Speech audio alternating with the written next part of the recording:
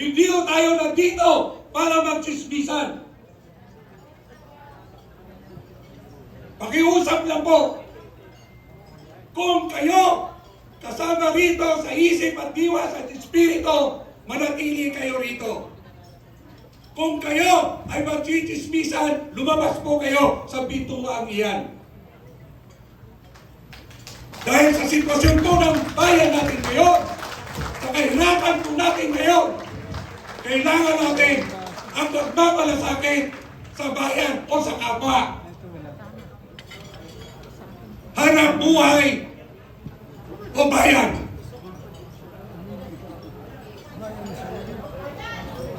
Ulitin ko po, hanap buhay o bayan.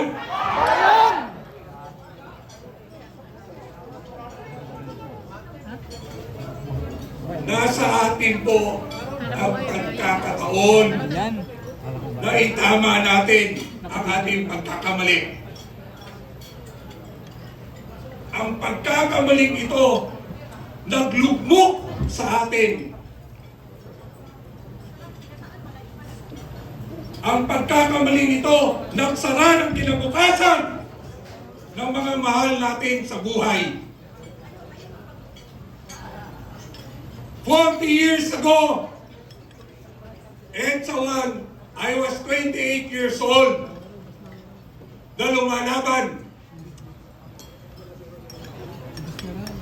Lahat po ng kasaysayan ng EDSA, nandun po si Tatay Rani.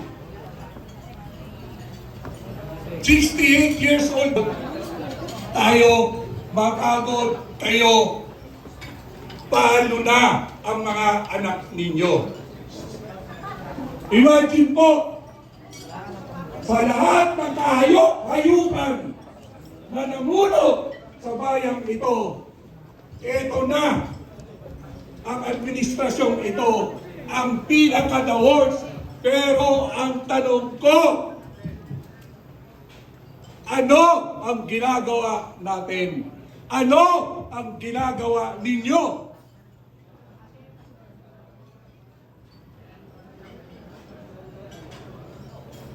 Magising na po tayo.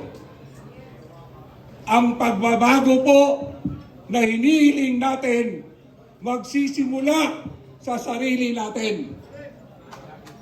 Ngayon pa lang, patunayan natin na lahat tayo na nandito ngayon ay tunay na mahal natin ang ating bayan.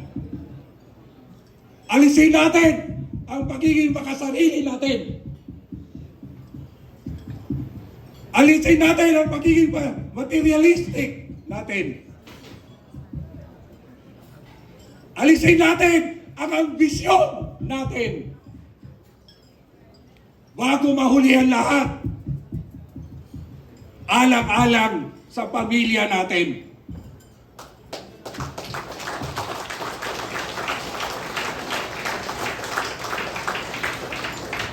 Dumayo po kayo sa Metro Manila na ang baon nyo ay pag-asa. Nagkanya-kanya kayong sakripisyo, panahon, oras, at pati pagkatao nyo na nililibak ng iba. Pero nandito kayo ngayon dahil gusto nyo ng may pagbabago. Ulitin ko po, ano pa bang resibo ang kailangan natin para mamulat tayo? Nakakainggit ang mga bayani natin noon. Dahil lantad sila na lumalaban. Ang daming gustong lumaban, ayaw naman humanta.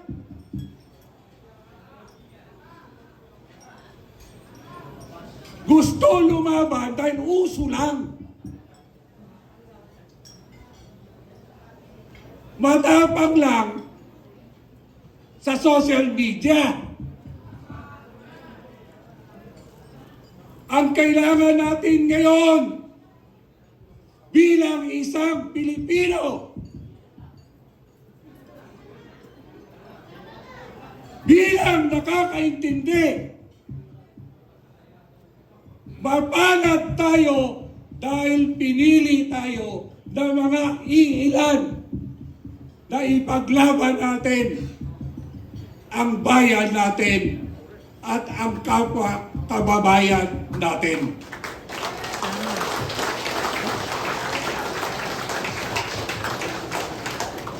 Muli po, bukas, 1 taon na kinidnap nila si Tatay Digong. Alam niyo ba,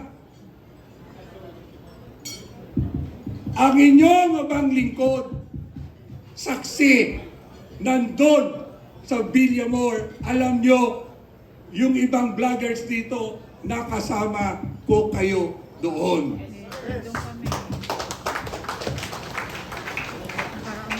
Maraming matapang, pero sa totoo, duwag!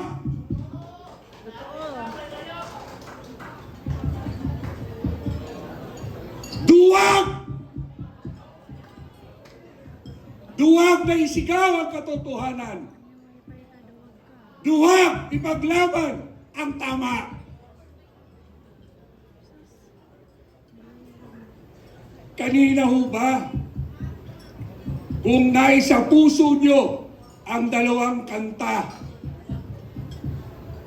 na kinanta natin kanina ni Ka Eric at yung paboritong kanta ni Tatay Digong. Kung bukas ang puso nyo, isa sa buhay nyo ito.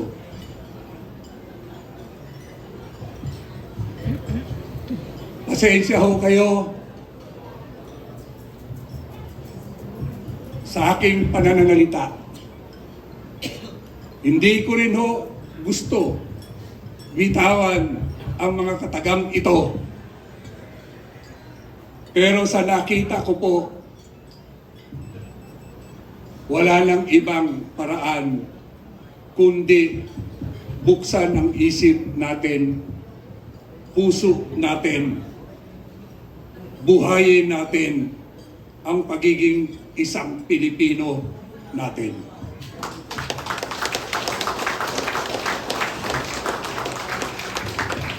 Huling pananalita ko po, gusto ko pong idamain po natin yung bayan ko. Ang sabi nga po, ang bayan kong Pilipinas, lupain ng gintot bulaklak. Pag-ibig sa kanya'y palad, nag-alay ng ganda't dilag. At sa kanyang yumi at ganda, mga dayuhan ay nahalina. At bayang ko, binihag ka ng sadya sa dusa. Pero ito ho ang version ko ngayon sa sitwasyon natin ngayon. Bayang kong Pilipinas, lupain na may gintot bulaklak. Pag-ibig sa kanya'y palad, nag-alay ng ganda't dilag. At sa kanyang yumi at ganda, Marcos ay nahalina. Bayang ko, binihag ka ng sadlak sa droga.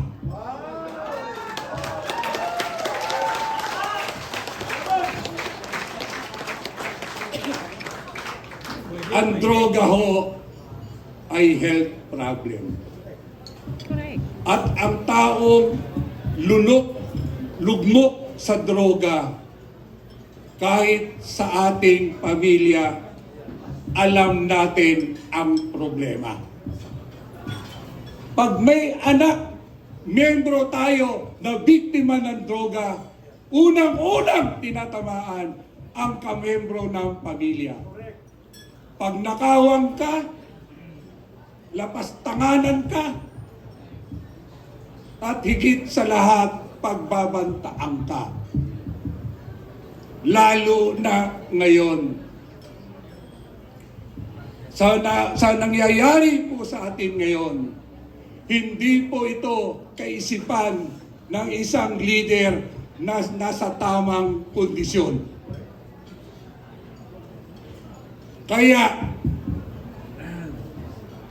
hindi naman lingid sa atin na ang ating inyo o presidente nila ay may problema sa droga mula pagkabata, mula nung nagdilata, mula nung tumanda. Pero tayo, mga Pilipino, mahilig tayo sa second chance. Binigyan ng pagkakataong bumangon ang isang makasalanan. Nasa Biblia po yan. Pero binigyan ka na ng pagkakataon at lalo umupang ang katawan ng tao ay isang sagrado. Sa batas ng Diyos, sa Biblia, nakalagay po diyan. Kaya habang nilalapastangan mo ang katawan mo ng bigay ng Kristo,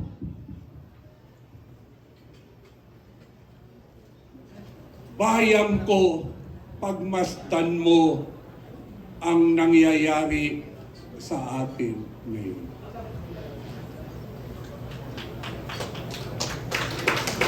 Tanong ko na lang po, papayag pa ba kayo na mananatili tayong alipin ng mga taong atin nang pinagkatiwalaan pero walang pagbabago? Papayag pa ba kayo? O konti lang, ang busog lang, ang sumisigaw hindi.